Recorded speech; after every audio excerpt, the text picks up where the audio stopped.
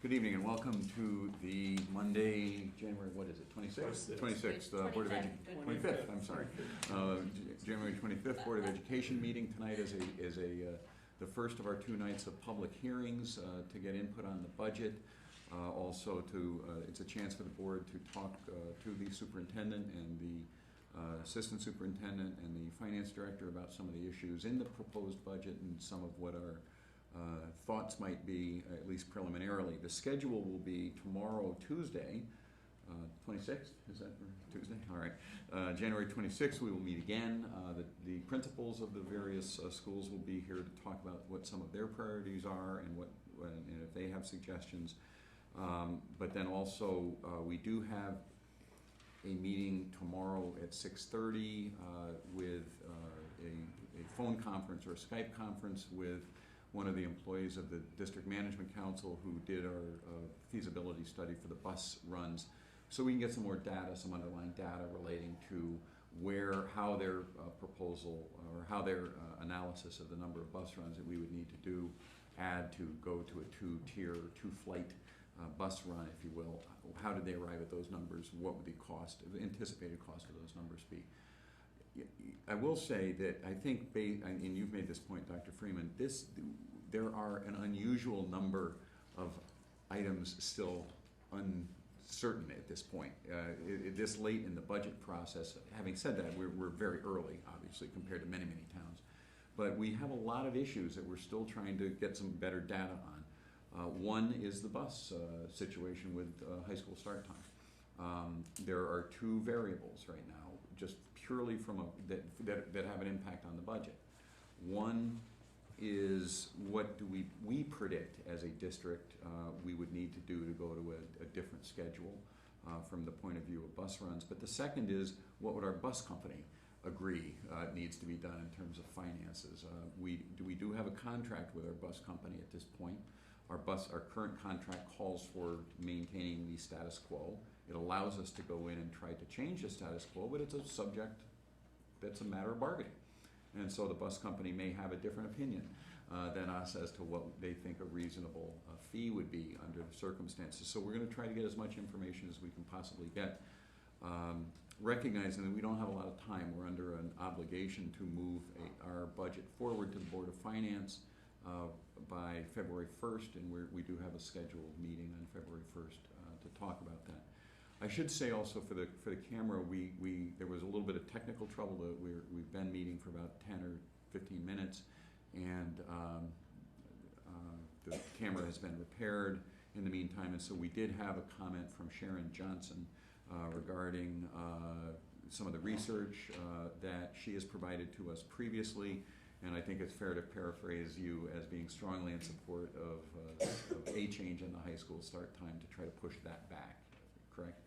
So and then I have indicated that we've shared the research that you have provided us, mostly from the University of Minnesota, to the board and the administration, and certainly I think we all respect that research and recognize that the research is not ambiguous in this area.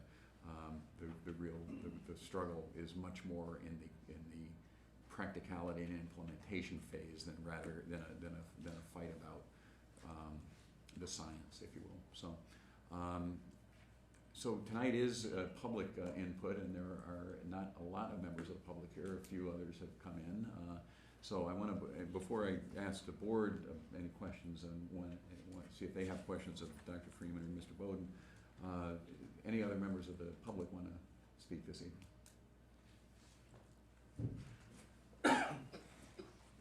Good evening. My name is Marion Breeze, 42 Arrowhead Drive in Guilford. I apologize. I currently sound like Kathleen Turner a little bit here. I just wanted to ask, as you look at options for later start times, it seems that the real issue is a logistical one having to do with bus transportation. And I'm wondering, since you already have a fixed contract with the current bus company, is there a way to think outside the box a little bit and perhaps get a bid on supplemental services from another bus company? We use DATCO, we use other companies sometimes to supplement our current bus service when they can't meet specific needs. We've had some challenges in the past where bus drivers have been on call from 6 o'clock in the morning or 6:30 in the morning until 10 or 11 at night. So this would also address some of those issues. I would just like to see that perhaps there's some other ways to look at this rather than trying to just use the current bus company and renegotiate the current contract, but perhaps look at supplementing our current contract with something else. And I'm just curious if that's been explored. It is currently being explored. I did actually talk to Dr. Freeman about this specific issue. We do have a contract with our current company. We're going to get legal advice as to whether it's possible to do any supplemental bidding or whether that is precluded by the terms of our present contract.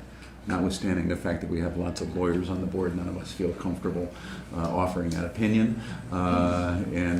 So we are going to ask Mr. Samaruga, one of our outside counsel, for an opinion on that specific issue. I also forwarded that contract to Mr. Levinson and asked him to make that part of our discussion tomorrow. This is the DMC. DMC, yes. Okay, good. So we'll get more information about that. And I will say, I think that not only the busing is an issue, I think there are many other logistical issues. Mrs. Renner and I are going to meet actually tomorrow with some of the union leadership just to explore what their feelings are on this, and the faculty, the leadership specifically. Because they're, as you may remember in the survey, they seemed to have not favorable feelings toward this, and we just wanted to explore that with them and see what their thoughts are and what their proposals might be and what their concerns are, and we'll see if we can dialogue about that. We certainly want to try to listen to them and accommodate as many different viewpoints as we possibly can within the faculty, within the athletic community, within the parental community, within the scientific community. This is we're going to do the very best we can to try to listen to everybody and try to put together as thoughtful and rational an approach or resolution as we possibly can, recognizing that the budget requires us to at least come to any decision that has a budget implication we have to come to within a week. So anybody else from the public? Well, go ahead. I'm not sure which mic to talk into. Hi guys. I'm sorry I can't come tomorrow night, which seems like will be the real meat of the school start times issue, but I'm Craig Kinnaperry, 211 Three Corners Road. I'm a Guilford dad and also a sleep doctor. I'm afraid all of you heard me speak ad nauseum on this topic. Just advocating for school start times. And I just want to couch this in the context of the way we think about health issues and public health issues, public health problems. We often talk about things in the medical community as an exposure, something that generates risk or an effect on a population. It isn't always obvious what the long-term effects. Take the example of lead. And we have this catastrophe in Flint, Michigan right now with lots and lots of children being exposed to lead poisoning because of some bad decisions on the part of the state government. The situation is obviously very different, but even in my time as a physician, the amount of blood lead levels that has been considered to be acceptable in children has gone down by about a factor of 10. Think also of smoking. It wasn't that long ago, I'd say that most of you guys sitting up there can probably remember when there was a smoking section in your high school. And it seems ludicrous now that high school students who are under 18 had a place where they could go and smoke on the school campus.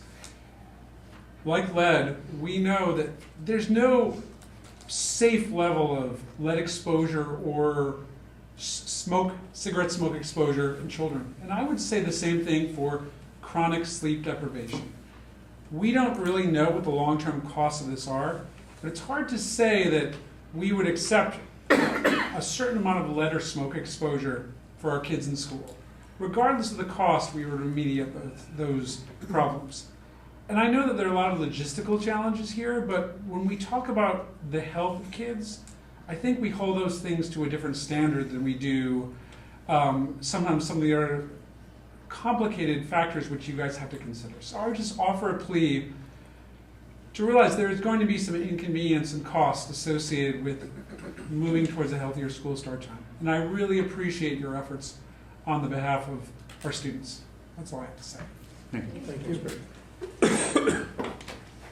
Okay, well, I don't see, oh, yes, please. Just have two questions.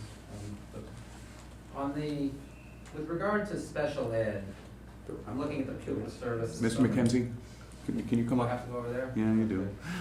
Okay.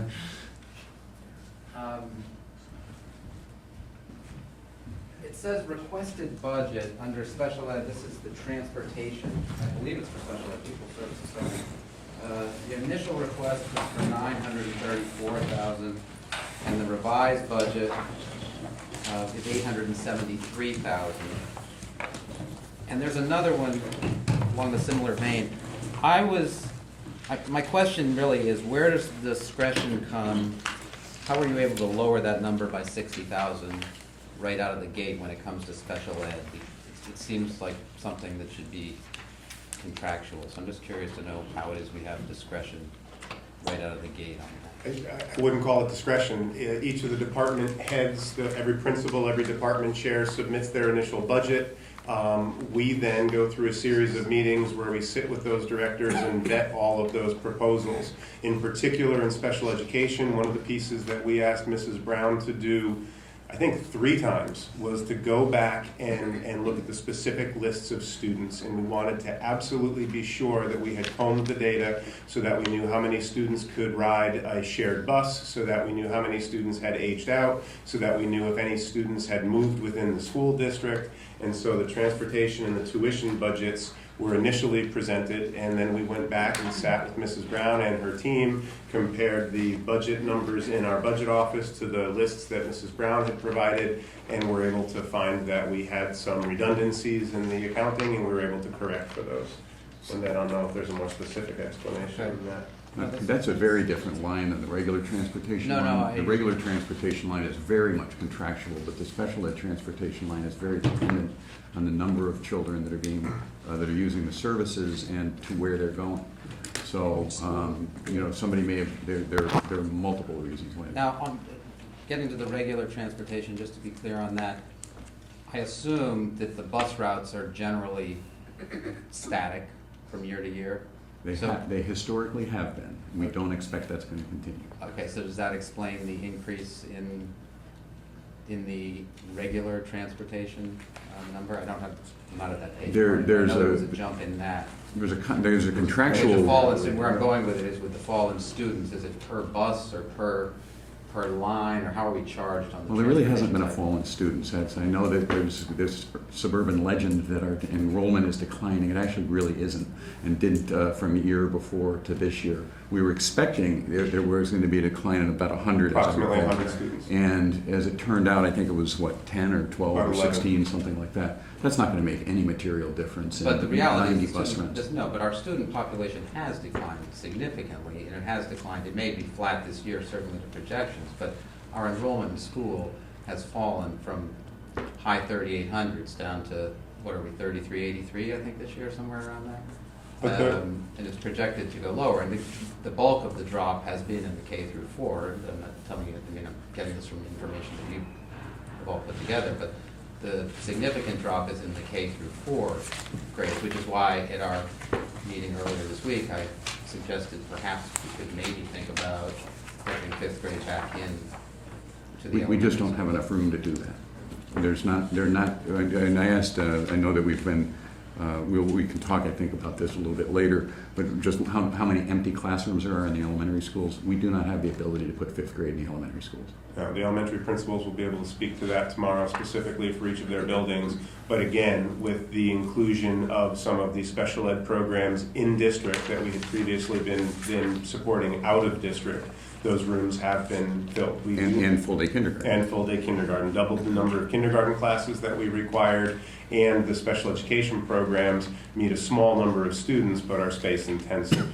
The more interesting question, I think, or the more interesting point that we've been talking about as a board on regular transportation is whether there are efficiencies that we can implement on routes, something short of cluster stops with a half a mile or a 3/4 mile walk to the bus stops, which I really think is not going to I don't think any of us think that there's going to be significant parental support for that kind of move, but we've got a new transportation coordinator, we've got new computer software, we've got a relatively new supplier of transportation services. I think we believe that there are some efficiencies that we can implement in regular transportation just by means of a thoughtful reevaluation of the existing bus lines and stops.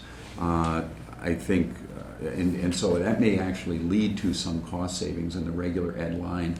And I think that's one of the things we're going to talk about as a board in the next couple of nights. Yeah, Amy, Sure. I think Amy brought that up at the last meeting, perhaps doing some sort of modified approach, sort of learn how the cluster stop concept might work as an initial step into the changing of the school times. If we aren't prepared to make the jump for this year, maybe you can take that initial step. And I thought that was a Also, great I suggestion. want to remind everybody what we're becoming very aware of is that enrollment is not the sole variable that affects the number of buses that we require. Geography is another significant variable, and the amount of time that students are expected to remain on the bus. So even with a smaller number of students, when buses are going to be required to go out to the 4 distributed corners of Guilford and then come back to a central location, time on the bus is going to be a variable as well. So a drop in enrollment won't be the sole variable that would affect. Clearly, if we had half the number of students we have now, we'd require fewer buses. But it wouldn't necessarily be a savings of half, because it's going to be affected by the amount of time the buses need to be on the road to retrieve those students and transport them back. But the question still remains that if you look at the proposed budget, the regular transportation on the buses is up 5.7%, and our contract with the bus company is less than a 2% increase. If the enrollment is not bigger and the contractual increase is less than 2%, how did we get to 5.7? Oh. Can we speak? Yeah. The change, the rest of the change from the, other than the 1.5% increase, is corrections of a budget error that's been carried on for a couple of years, budgeting with a mistake in there. So it's correcting something that was in the budget in the previous year that wasn't budgeted properly. Can you explain just what that is?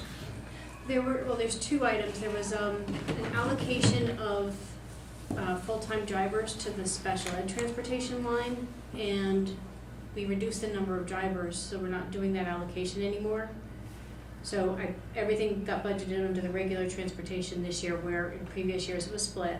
And the other item was there was an error on the cost for the bus for the BOE program. It was budgeted at half the cost of a bus per day instead of the full cost of a bus per day. So those 2 items make up the rest of that, and it's just correcting what had been a mistake before. One more question, just out of curiosity, just for my own, so I get a sense of it. We talked about teacher salaries and correct me, I'm probably missaying it, but we've brought some special ed kids back into the program, and so instead of having teacher reductions or teacher reductions in salary and or perhaps headcount, that has been offset by a need to hire trained teachers to accommodate the bringing back of some special ed kids. I think that was the way it was explained to me. That's partly true. The other part of it is that we are doing full-day kindergarten now, so we doubled the number of kindergarten Okay. teachers. And then third, we also have changed our model of professional development, and we've gone to using coaches, literacy coaches in particular, but also a math coach or certified teachers, so they're reflected in the certified teacher line, but we don't have the numbers in the professional development line that we used to. Correct, and the kindergarten was a 1-year change. The special education and that PD change have been incremental, spread over a 3 or 4 year time period. So when I think about the teachers that are teaching at the special ed level, again, I might be using the wrong terminology, will those teachers fall in the teacher line or in the paraprofessional line? Teacher, They're in the teacher line. if they're teachers. If they're certified teachers, they're in the teacher line regardless of whether they're special ed or regular ed. Okay, so the jump in paraprofessionals then we started with 80 paraprofessionals in 2010. Well, no, in 2010, my point is we had the exact same, we're having a projected cut of 6, I think it is this year, paraprofessionals to get us back to, I want to say 87.5, which is the exact same number that we had in 2010. And along the way, we got as high as 96, I believe. So what explains the spike and now the drop in the salaries obviously have continued to rise. So I mistakenly was thinking that some of the increase in the paraprofessional line was due to, because there was a jump of 6-ish, I think it was coincided with the year in which we started, 2014, I want to say, the year in which we Correct. decided to bring the special ed program back in-house. There's actually multiple things that are impacting that. One is the inclusion of paraprofessionals into the full-day kindergarten. So where previously almost all of the paraprofessionals in the district were specific to special education, with the increase to full-day kindergarten, we included a half-day paraprofessional in each of those full-day kindergarten programs. So there was, again, a lump impact in the year that we initiated full-day kindergarten.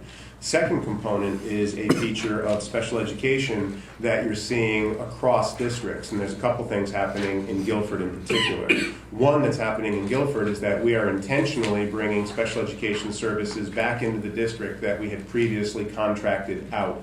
So by bringing those specific students back into district, or holding students who would otherwise be outplaced, those students have individual educational plans that develop that are often going to require the support of a paraprofessional at some point during the school day.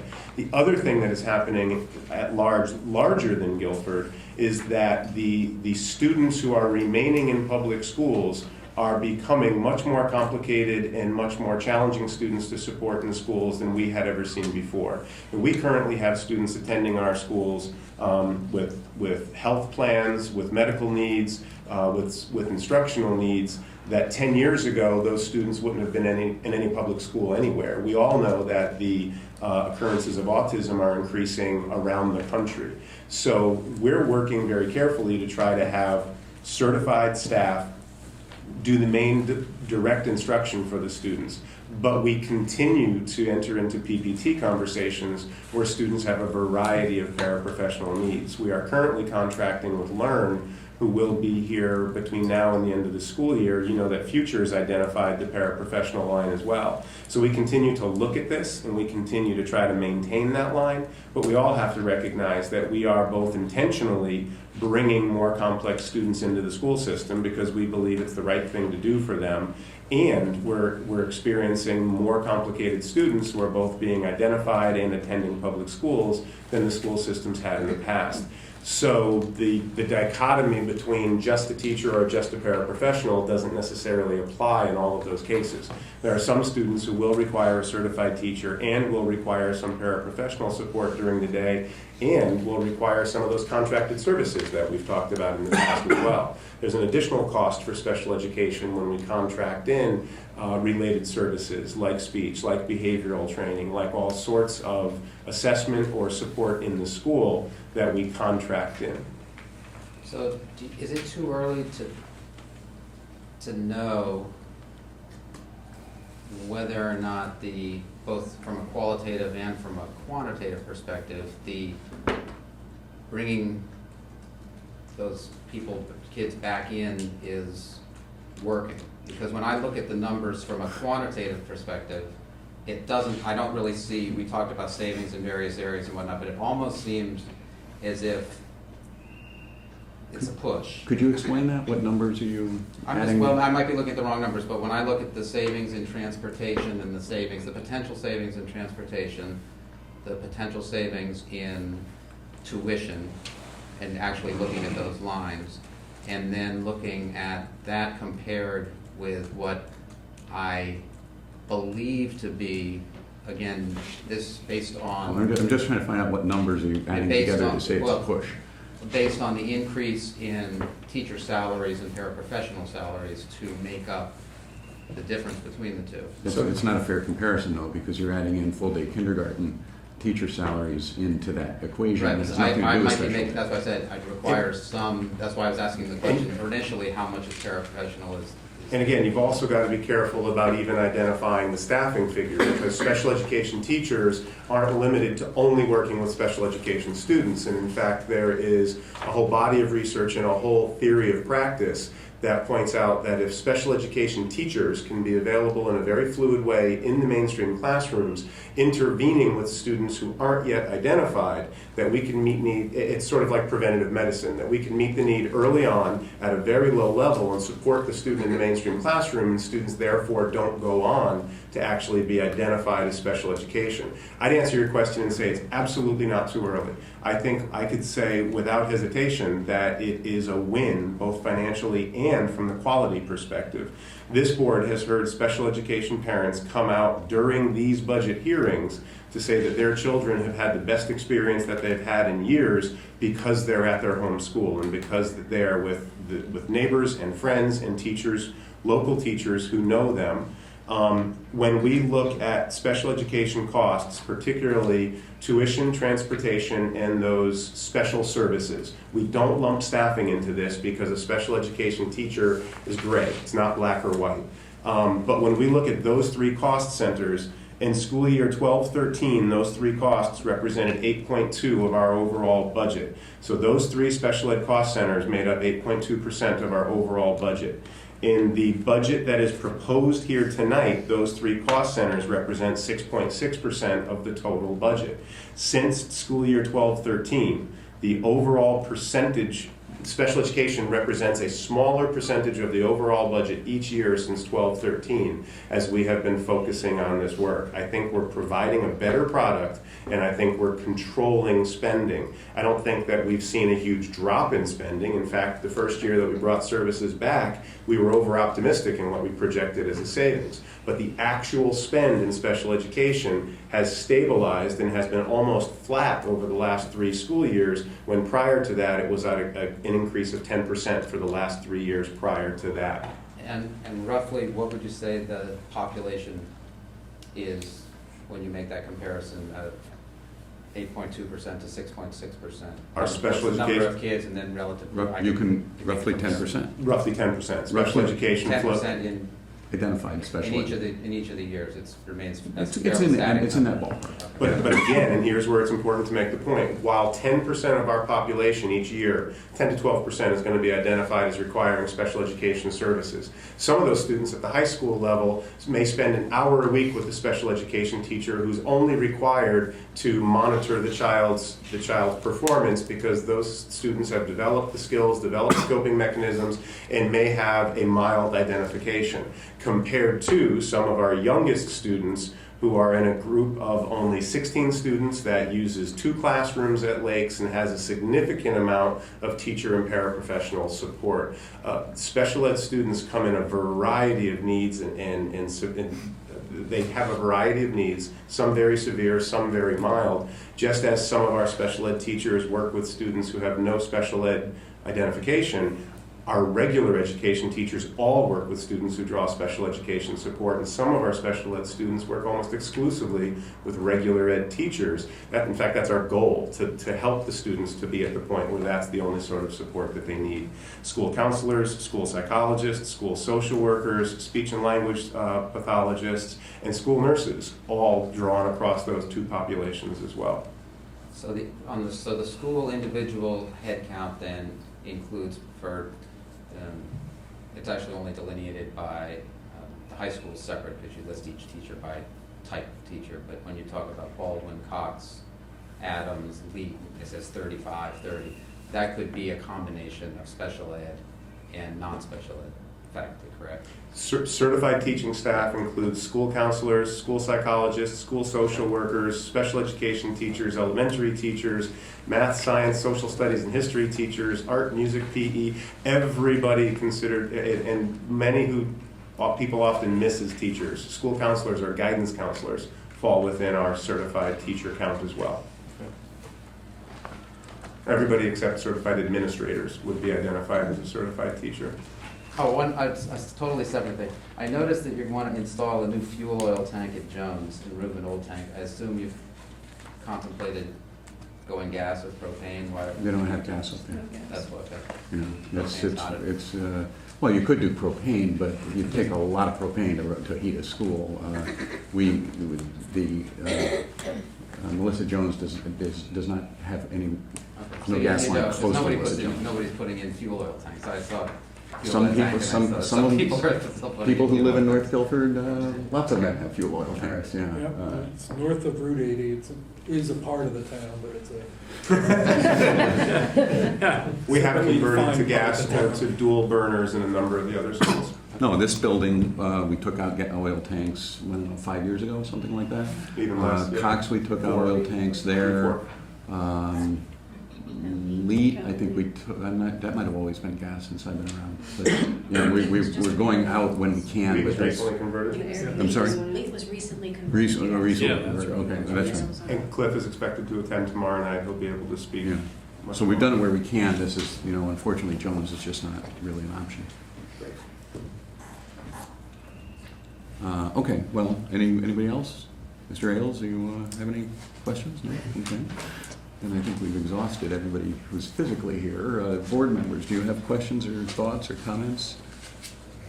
Any other things we want the administration to look at overnight and before next Monday that we can get some more information about? We did distribute some answers to some of the questions over the last week. I know that there was some information that had been distributed. We have some of those pieces here tonight as well. There was a question about site improvement, the total list. I have that total list that I can distribute. It totals $971,500. We didn't plan on budgeting all that work this year, but it does give you the total count. And again, that's a very fluid list. I don't know if I handed enough copies. I didn't count them, I just grabbed. There was also a question about 2 10-month deans. We need one more. 2 10-month deans shifting to 12-month positions. Mr. Macenti has compiled a list of responsibilities. These are current responsibilities that the deans meet. However, these are components that would be shifted into the summer. So many of these items, for instance, key assignment, locker assignments, parking decals, school-wide activity calendar, student daily planners. This would be work that we would prefer to shift into the summer months. The deans essentially come back to work on the first day with the teachers. So by shifting them to a 12-month calendar, we would move most of the work that you see on these lists into the summer months, allowing the deans to have more direct on-the-ground contact time with teachers and students as they return to the school year, not just in the first weeks, but spread across the school year. So I guess the question remains then, what is it that we would be getting from them if we went to a 12-month cycle, since all of these things they're doing anyway? So we would be getting higher quality on all of the items that I put in front of you, and we'd be getting more on the ground time, essentially around teacher evaluation. The teacher evaluation continues to be the big push on this. When I brought 4 of these positions forward last year, it was at the end of our first year experiencing the new teacher evaluation mandates and expectations. So these deans are spending more time in the school day supervising and evaluating teachers than they ever had before, and so these items are getting pushed. Mr. Macenti and I have looked at where we could generate savings, and an item that I mentioned last week, one of the few items that we're seeing where we could make a reduction somewhere and offer it cautiously because of the time frame, but we had created a supervisory responsibility around the International Baccalaureate program. IB requires that we have an identified IB coordinator on the ground. We have embedded that into a teaching position by reducing teaching time. We created that out of release time. If that responsibility were to fall to one of these new 12-month positions, the board would in fact recognize as savings, as that teacher would go back into the full-time teaching ranks, and it would generate an FTE reduction of 0.3, 0.4, 0.5, somewhere in that ballpark at the high school level. Again, I only offer that cautiously because we are about to enter year 2 of the application phase, and the individual sitting in that position has brought us to this point so far, but it does need to be discussed. It should be examined.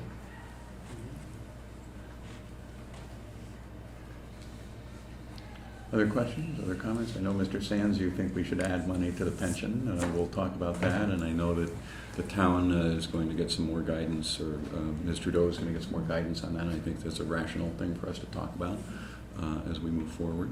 Well, I mean, I can report on the pension meeting. We did discuss this. There were two subjects that the pension committee wanted to discuss with the Board of Ed. This was one of them. The other was somewhat unwelcome, but we'll discuss that too. The report from the actuary has two recommendations. One is there's a minimum level of contribution which would keep our funding level in the pension static. And we're currently funded at about 88%. And that number is $210,093, I believe, Linda, isn't it? I'm sorry, what number are you giving? The maintenance contribution is $210,093. The normal cost of the plan? Yeah, $413,936. 413, okay. So that's, and that's the minimum that the actuary thinks that we should put in. Now, the actuary also has some makeup provisions because the pension fund experienced a significant loss in the 2008-2009 time frame.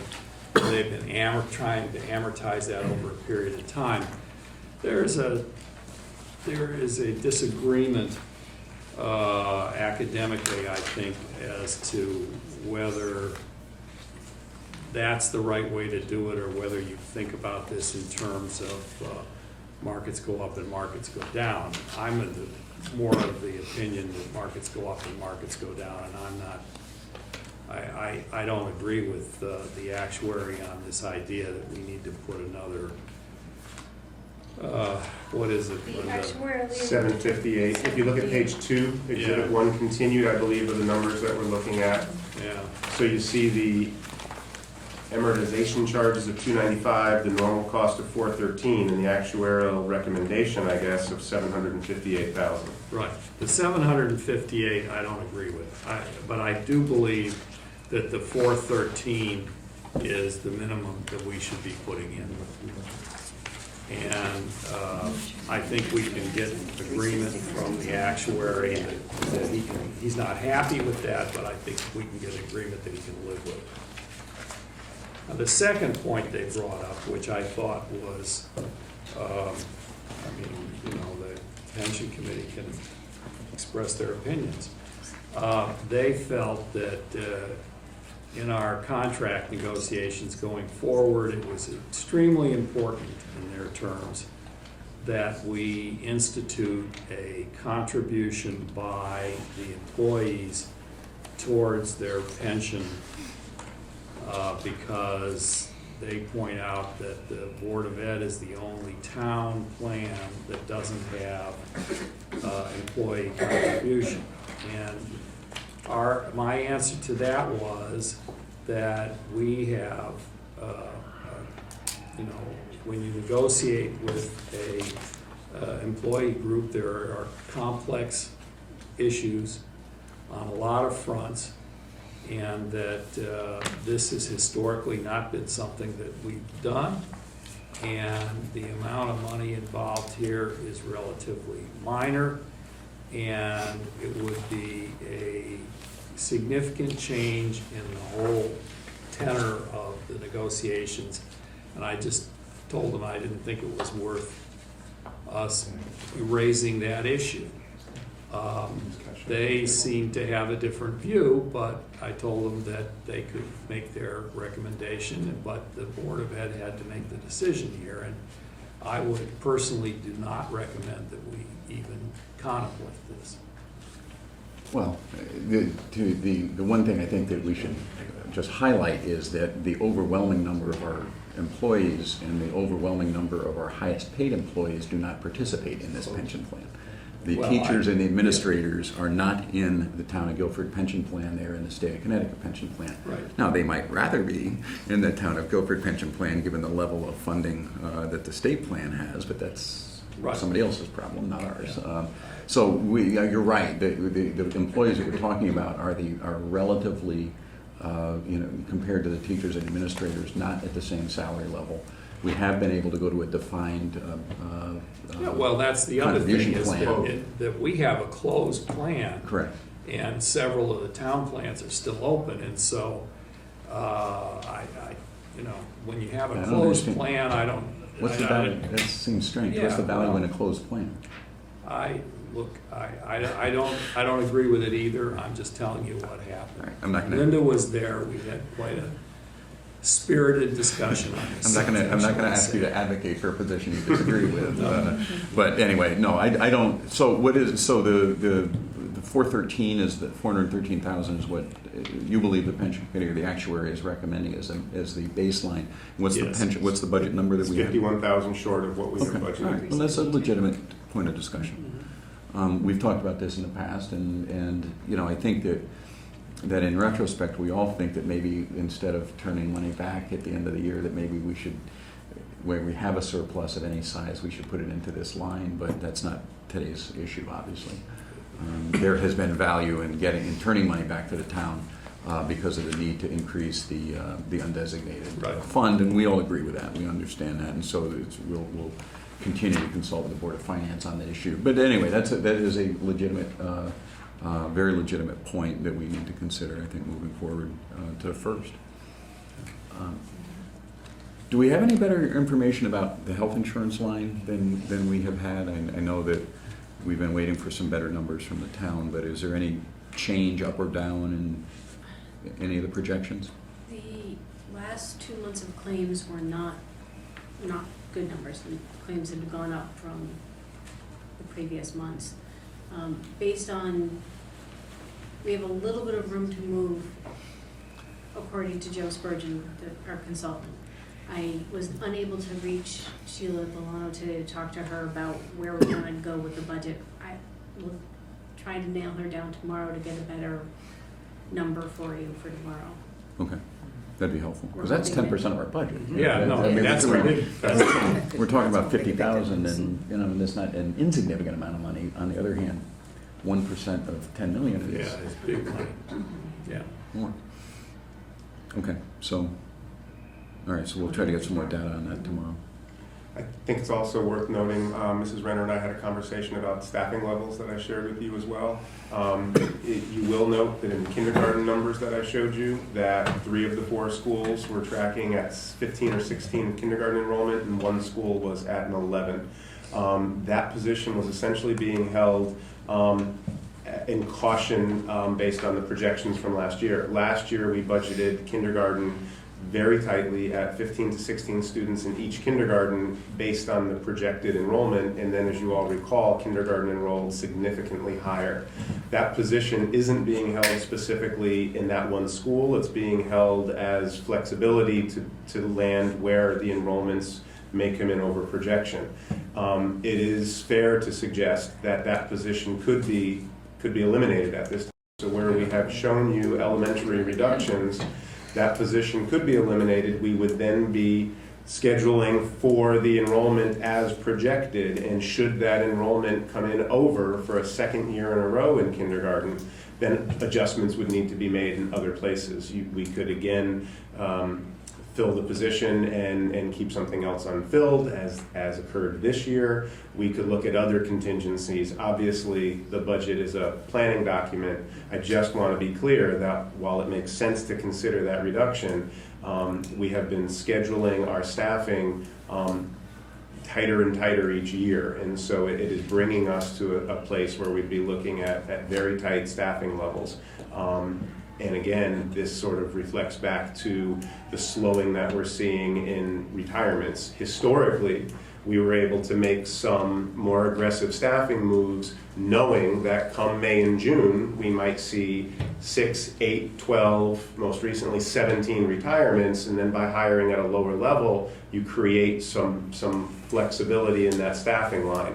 Last year, not only did we have to add the 2 positions, we saw our retirements slow by a factor of, they were reduced to a quarter of what they had been for the 2 or 3 years prior to that. So it's valid, it should be discussed, but I want to voice caution as we think about those staffing levels. I totally agree about the kindergarten numbers. I think that I'd be really reluctant to budget more tightly, particularly so the number that we're using for the projected enrollment in kindergarten is directly out of the projection, which we know did not factor in any possible increase due to full day.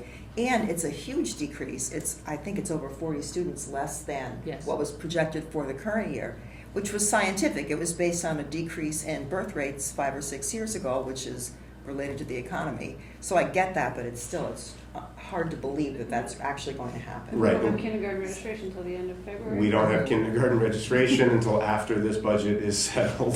So again, it's the timing that we've created for ourselves. Right. We don't know if last year was a blip or if last year was a trend, and we have to wait and see.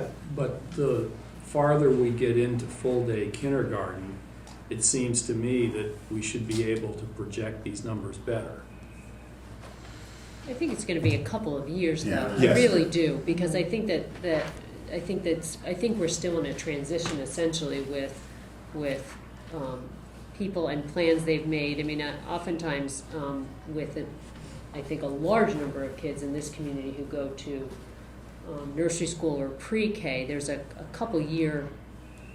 Parents are making plans for their kids a couple years ahead that may be shifting now and will take a couple of years to settle. You know, the other way that we would project kindergarten numbers is to repeat the number for this year. If we repeated this year's enrollment, we would currently be understaffed in kindergarten again this year. If we use the number provided by the demographer, we appear to be comfortably staffed with the ability to move 1 position to a school as needed.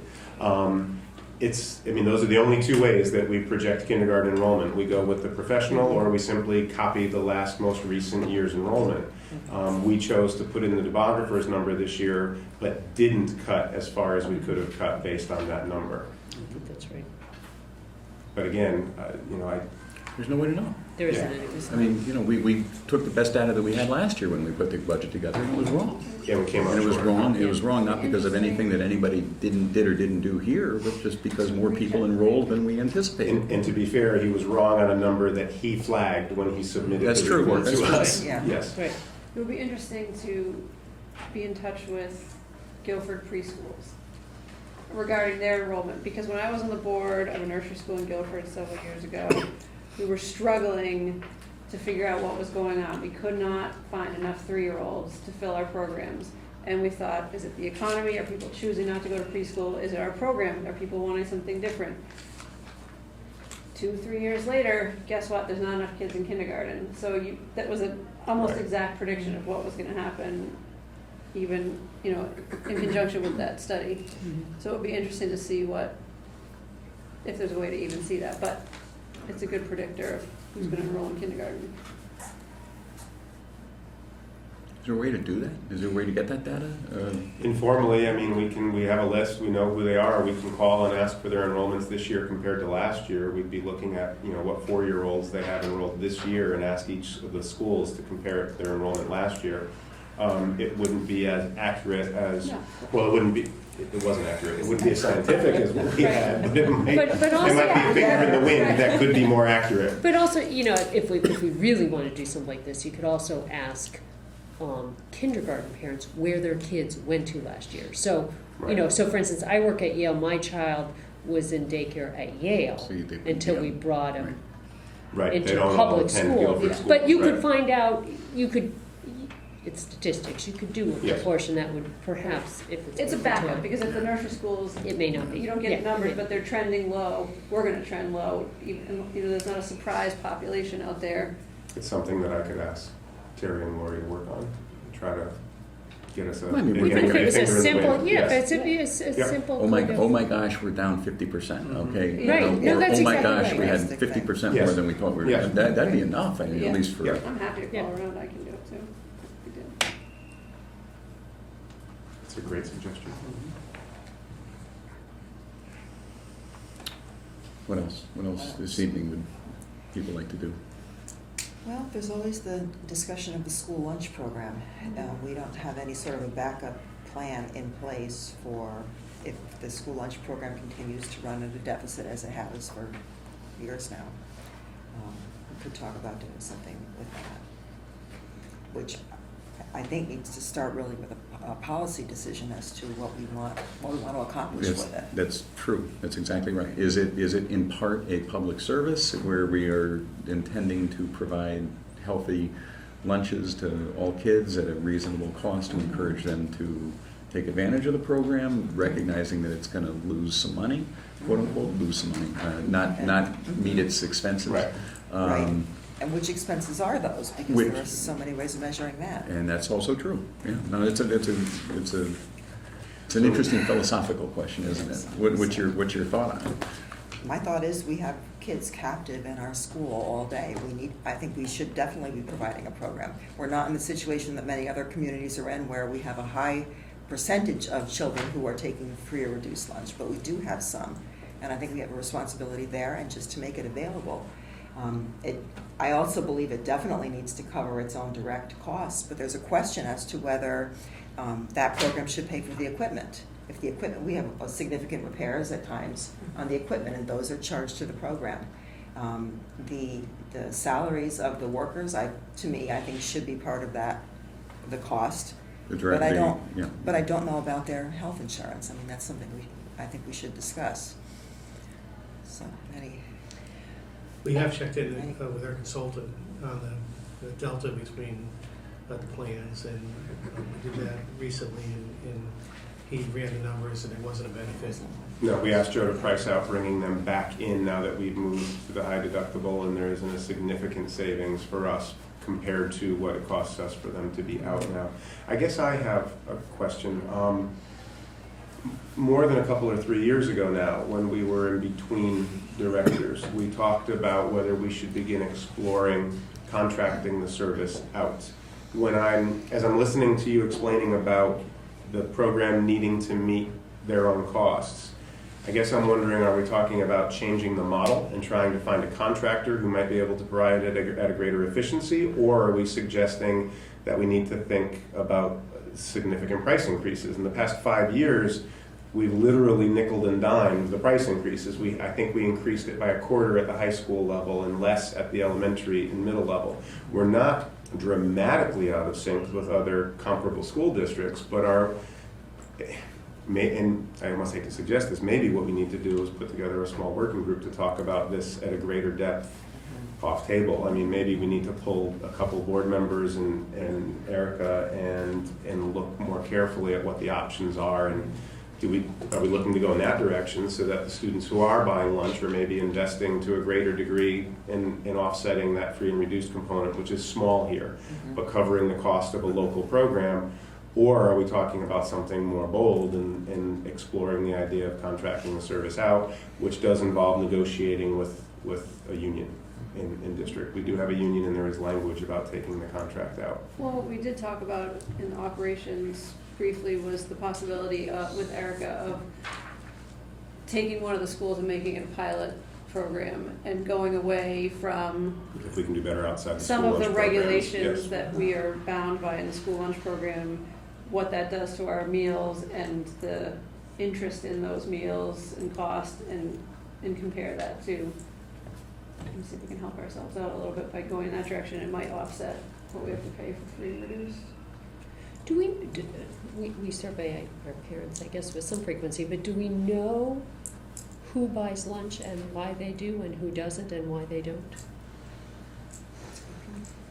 I mean, have we asked that at all Not that I in the know. last? No, not that. And I'm throwing it out as maybe or maybe not useful, but, why people, I mean, there are people whose kids don't buy lunch at all. There are kids who buy lunch 5 days a week.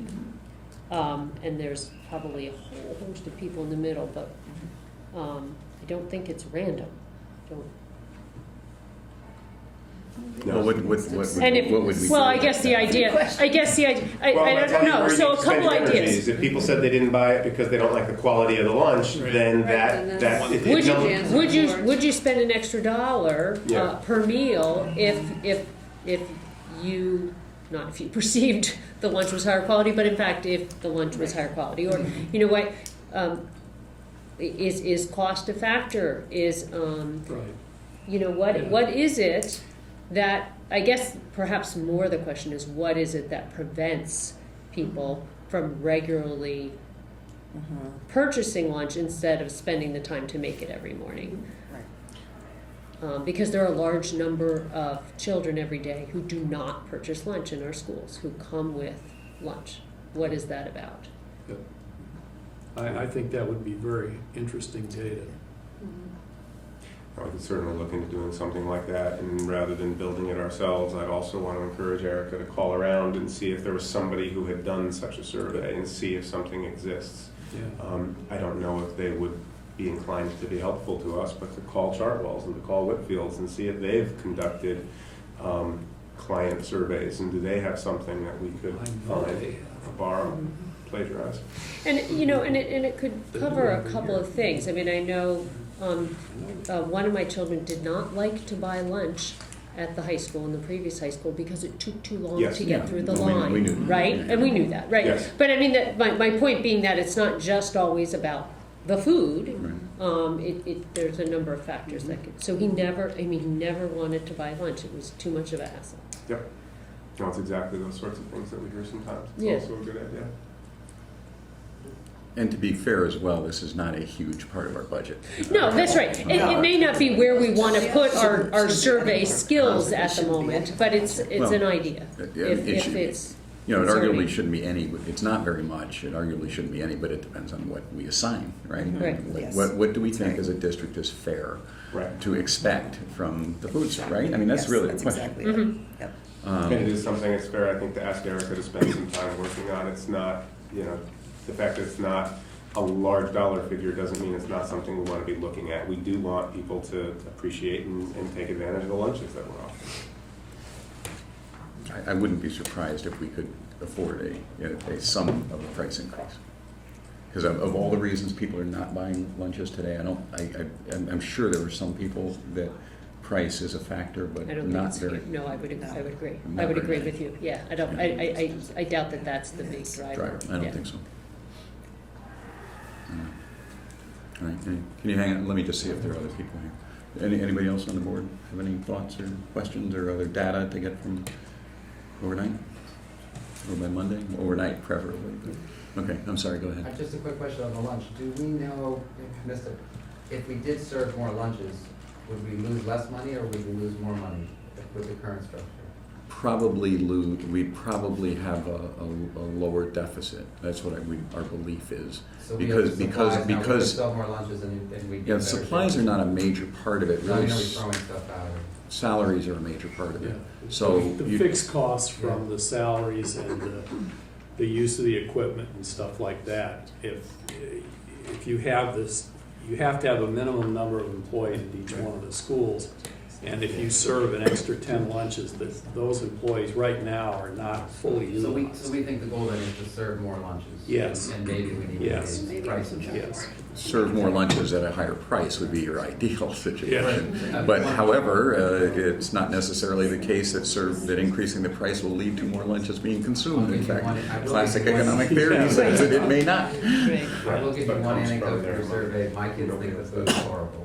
They buy once or twice a week. They'll buy pizzas on Fridays, and away from that, they pretty much. I have twins. One of my daughters eats lunch at school every day, loves it. The other one hasn't eaten in school in 3 months. I have the same situation with my kids. So I don't know. A one and one. And I would counter that with my children won't buy lunch on Fridays because they think don't the like pin pizza. pizza is horrible.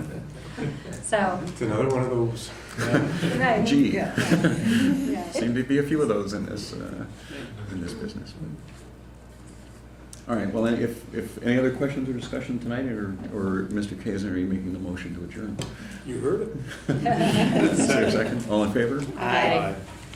Thank I'll you. just remind you that tomorrow night we expect to have a number of the district leadership Right. team members here with us, and so a number of the specific questions can go in those directions. Okay, thank you. That'd be great.